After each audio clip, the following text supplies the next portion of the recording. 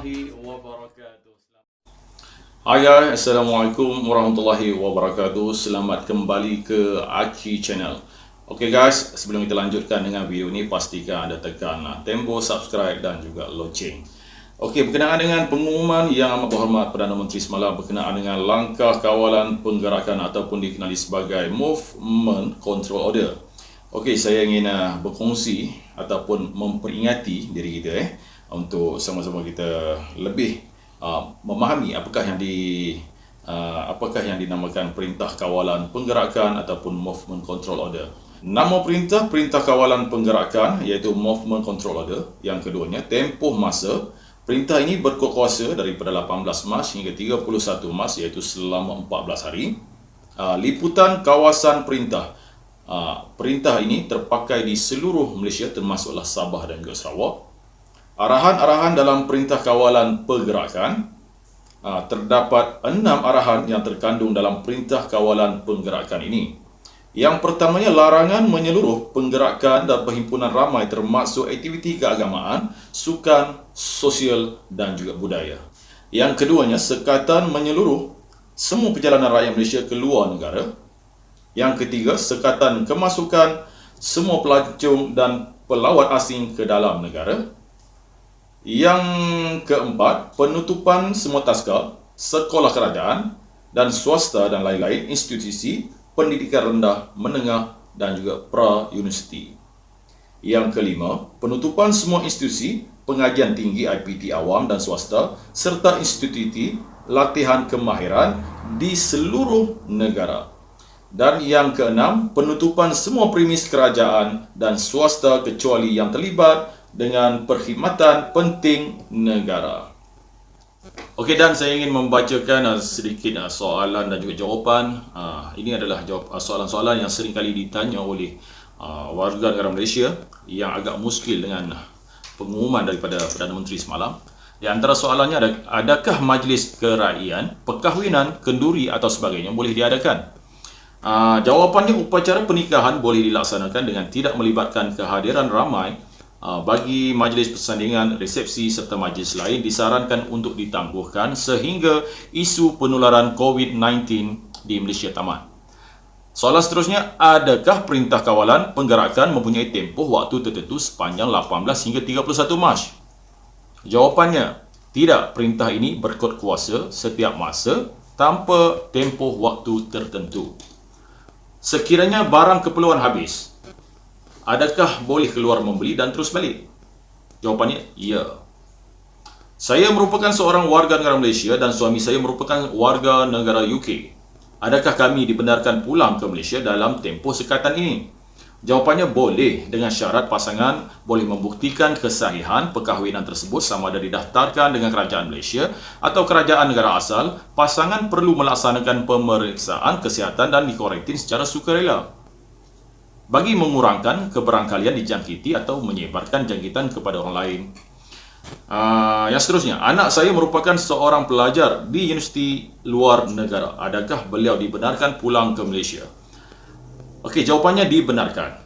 Mana-mana rakyat yang sedang berada di luar negara boleh pulang dalam tempoh sekatan ini. Walau bagaimanapun, individu tersebut perlu melaksanakan pemeriksaan kesihatan dan dikuarantin secara sukarela bagi mengurangkan keberangkalian dijangkiti atau menyebarkan jangkitan kepada orang lain. Okey, soalan seterusnya. Saya merupakan pemegang pas jangka masa panjang di Malaysia dan telah pulang ke negara asal sebelum perintah ini dikeluarkan.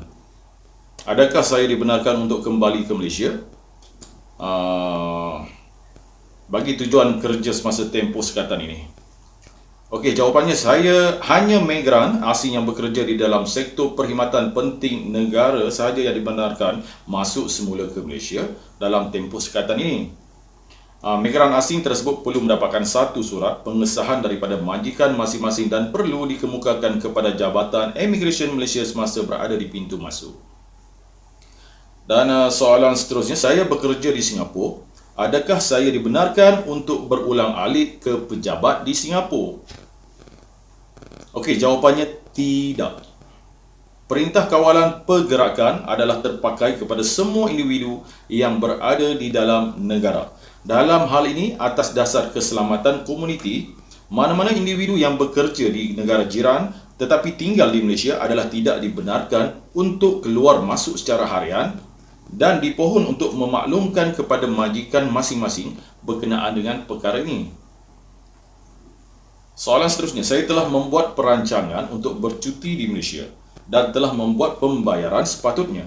Adakah saya masih boleh meneruskan percutian saya? Dan jawapannya, di bawah Perintah Kawalan Pergerakan, orang ramai dilarang untuk pergi ke mana-mana tempat termasuk pusat peranginan dan aktiviti sosial dan sekiranya kunjungan tersebut tidak melibatkan perkara yang berkaitan dengan perkhidmatan penting negara, anda dinasihatkan tidak meneruskan percutian itu. Dan soalan seterusnya, bolehkah saya memandu ke lapangan terbang untuk mengambil rakan yang baru pulang dari luar negara atau saudara yang bekerja dalam sektor berkaitan perkhidmatan penting negara? Jawapannya, pergi ke satu tempat dengan cepat dan ringkas adalah dibenarkan bawah Perintah Kawalan Pergerakan. Seterusnya, adakah sekolah perlu melaksanakan kelas ganti? Okey, jawapannya tidak perlu. Adakah kelas pengajian dan semua aktiviti yang melibatkan pelajar IPT awam dan swasta serta institut latihan kemahiran tertakluk kepada Perintah Kawalan Pergerakan? Jawapannya ya.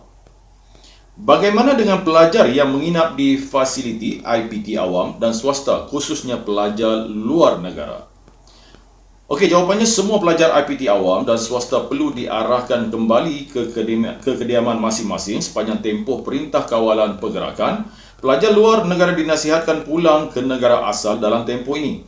Pelajar yang pulang ke negara asal tidak dibenarkan kembali ke Malaysia sepanjang Perintah Kawalan Pergerakan berkuat kuasa. Pelajar asing yang mempunyai keputusan untuk terus berada di negara ini dan menginap di fasiliti IPT awam dan swasta perlu melapor kepada pengurusan IPT dan tertakluk kepada perintah yang berkuat kuasa. Seterusnya, adakah kedai makanan seperti makanan segera, restoran atau pusat makanan penjaja boleh dibuka? Dan jawapannya, kedai makanan boleh dibuka tetapi hanya untuk makanan yang dibawa pulang sahaja atau melalui perkhidmatan penghantaran oleh syarikat tertentu seperti GrabFood atau Foodpanda. Yang seterusnya, adakah pengangkutan awam seperti bas, LRT, MRT, KTM boleh beroperasi? Jawapannya, semua perkhidmatan pengangkutan awam diteruskan dalam tempoh Perintah Kawalan ini berkuat kuasa. Okey, seterusnya. Saya telah membayar penginapan saya di hotel untuk bercuti sebelum Perintah Pergerakan diumumkan. Adakah saya boleh meminta wang dikembalikan? Orang ramai digalakkan untuk berbincang terus dengan pihak hotel dalam urusan pengembalian wang yang telah dibayar bagi tempahan yang telah dibuat sebelum perintah ini diumumkan. Dan soalan terakhir, sekiranya berlaku kematian di rumah, iaitu bukan pesakit COVID-19, adakah solat jenazah dan tahlil dibenarkan? Dan jawapannya, boleh diuruskan dengan waris terdekat sahaja bersama qariah masjid surau sahaja solat jenazah sahaja tanpa tahlil. Okey, baiklah, ini adalah jawapan daripada Majlis Keselamatan Negara yang dipetik daripada FB Najib Razak yang bertarikh 17 Mac. Okey guys, ini saja yang saya mampu kongsikan bersama rakan-rakan channel di luar sana.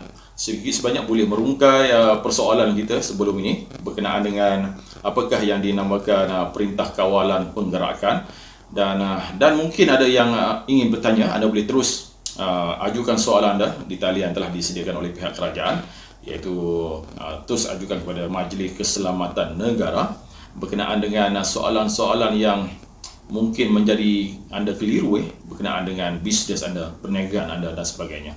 Dan insyaAllah guys, dan terima kasih kepada yang sudi menonton Aki Channel sehingga ke hari ini. Dan untuk yang terus support Aki Channel, diucapkan ribuan terima kasih. Dan teruskan follow Aki Channel untuk mendapatkan video-video yang terbaru. Dan insyaAllah kita akan upload video yang terbaru selepas ini. Masih lagi berkenaan dengan isu-isu semasa yang berlaku di Malaysia luar negara. Dan apa-apa pun diucapkan ribuan terima kasih kepada seluruh rakan-rakan Aki Channel. Assalamualaikum warahmatullahi wabarakatuh.